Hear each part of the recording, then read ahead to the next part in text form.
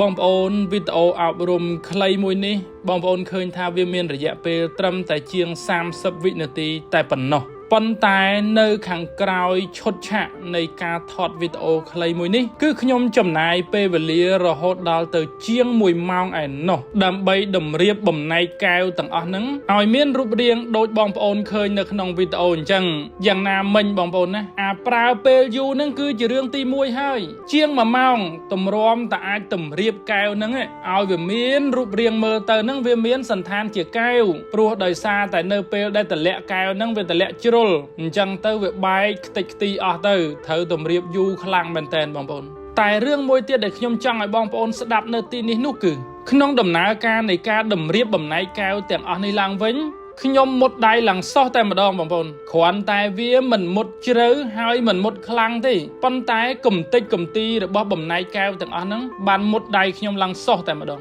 អញ្ចឹងពេលខ្លះខ្ញុំគ្រាន់តែចង់ឲ្យបងប្អូនយល់រឿងមួយថាចុកខ្នងឈឺចង្កេះបញ្ហាក្រពះពោះវៀនរ៉ាំរ៉ៃគេងមិនសូវលក់កម្លាំងចុកសោយឧស្សាហ៍ឈឺកុកខ្យល់ញឹកញាប់និងបញ្ហាសុខភាពជាច្រើនមុខទៀតសូមណែនាំបងប្អូនពិសាទឹកយិនសិនម៉ាក់អ៊ីអាចជួយសម្រួលសម្រាលអាការៈជំងឺរបស់បងប្អូនបានផលិតផលសក់ពីប្រទេសកូរ៉េកិច្ចការងារអីក៏ដោយវាត្រូវការឲ្យយើងតស៊ូយើងព្យាយាមមុះមុតស្វាហាប់ហើយកុំបោះបង់ឲ្យសោះបើទោះបីជាយើងមានសម្ពាធមានបញ្ហាជាច្រើនមានឧបសគ្គជាច្រើននៅខាងមុខយើងក៏ដោយយ៉ាងណាមិញមនុស្សជាទូទៅតែងតែគិតថារឿងរ៉ាវគ្រប់បែបយ៉ាងដែលកើតឡើងនៅក្នុងជីវិតគឺជាឧបសគ្គសម្រាប់គាត់តែពីខ្ញុំទៅខ្ញុំចង់ឲ្យបងប្អូនយល់រឿងមួយថាអ្វីដែលកើតឡើងនៅក្នុងជីវិតយើងណាវាគឺជារឿងដែលត្រូវកើតវាមិនមែនជាឧបសគ្គឬក៏វាមិនមែនជាលៀបទេ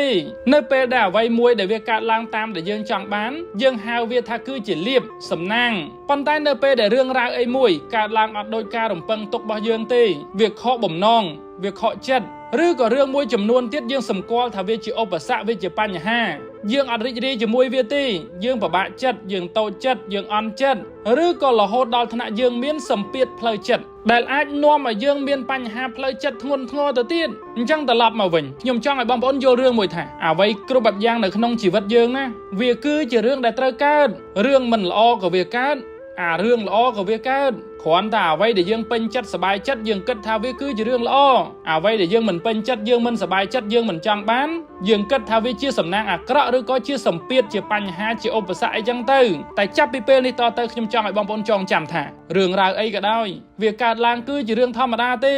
ហើយវាគឺជាបទពិសោធន៍ជីវិតបន្តដំណើរទៅមុខទៀតទៅអ្វីដែលបងប្អូនសម្គាល់ថាជាបញ្ហាឬក៏ឧបសគ្គនៅក្នុងជីវិតហ្នឹងណាវាមិនមែនកើតឡើងតែយើងទេវាកើតឡើងទៅលើមនុស្សគ្រប់គ្នាតែម្ដងគ្រាន់តែបញ្ហារបស់យើងផ្សេងគ្នាព្រោះជីវិតយើងក៏ផ្សេងគ្នាចំណេះដឹងយើងក៏ផ្សេងគ្នាបរិបទនៃការរស់នៅក៏ផ្សេងគ្នាបទពិសោធន៍យើងក៏ផ្សេងគ្នាអញ្ចឹងយើងមិនអាចប្រៀបធៀបគ្នាបានទេអ្វីដែលយើងអាចធ្វើបានធ្វើកិច្ចការងារដែលយើងកំពុងធ្វើនឹងឲ្យល្អបំផុតទៅបើយើងច្បាស់ចាំធ្វើបើមិនច្បាស់កុំធ្វើឲ្យសោះធ្វើអីមួយធ្វើវាឲ្យបានសាច់ការពាក្យថាសាច់ការមួយម៉ាត់មានន័យថាធ្វើអីមួយគេអាចជឿជាក់គេអាចទុកចិត្តយើងបានបើទោះបីជាគេមិននៅជាមួយយើងក៏ដោយគេអាចបណ្តែតបណ្ដោយឲ្យយើងធ្វើដោយខ្លួនឯងហើយបានផលបានផ្លែបានផ្កាជាដើមអរគុណបងប្អូនជម្រាបលា